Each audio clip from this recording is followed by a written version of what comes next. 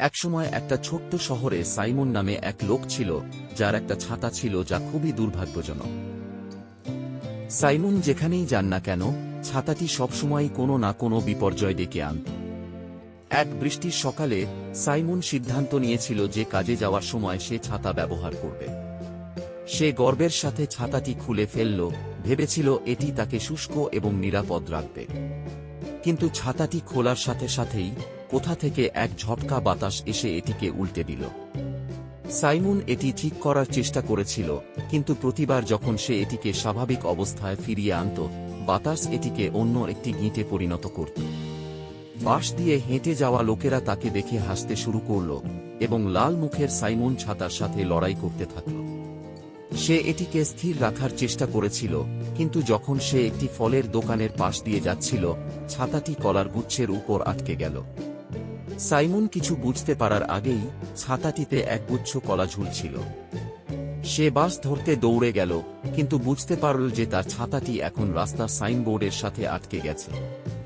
একটা বাস একটা জলাশয়ের মধ্য দিয়ে ছুটে গেল, মাথা থেকে পা পর্যন্ত ভিজিয়ে দিল তাকে। সাইমন দীর্ঘশ্বাস ফেলল এবং ভাবল, হয়তো আমি বাড়ি ফিরে যাব। কিন্তু তারপর সে একটা জাদুকরী জিনিস লক্ষ্য করল। লোকেরা এখন হাসছে, তার উপর নয়, তার সাথে। তারা সবাই জড়ো হয়েছিল, ছবি তুলছিল এবং তাকে উল্লাস করছিল। ছাতার সাথে তার লড়াই দিনের সবচেয়ে গুরুত্বপূর্ণ বিষয় হয়ে দাঁড়িয়েছিল। সাইমন বুঝতে পেরেছিল যে কখনো কখনো সবচেয়ে লজ্জাজনক মুহূর্তগুলিও মজার কিছুতে পরিণত হতে পারে। তাই সাইমন অবশেষে ছাতা নিয়ন্ত্রণ করার চেষ্টা ছেড়ে দিল। সে নৃত্যশিল্পীর মতো এটি ঘুরিয়ে ঘুরিয়ে জনতার উদ্দেশ্যে নাটকীয়ভাবে প্রণাম করল। ছাতাটি যেন জানে যে সে জিতেছে, শেষবারের মতো উল্টে গেল। সাইমনের জুতাগুলিতে জলের একটি গর্ত ছিটিয়ে দিল। সবাই আরও জোরে হেসে উঠল এবং সাইমন হাসল। হয়তো এই ছাতাটি আসলে দুর্ভাগ্যজনক ছিল না, সে ভাবল।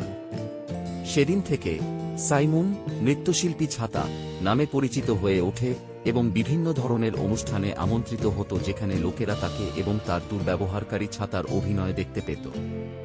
গল্পের নীতি কথা: কখনো কখনো সবচেয়ে হতাশাজনক মুহূর্তগুলি মজার কিছুতে পরিণত হতে পারে যদি আপনি কেবল খুশি এবং ছাতা দিয়ে গড়িয়ে পড়েন।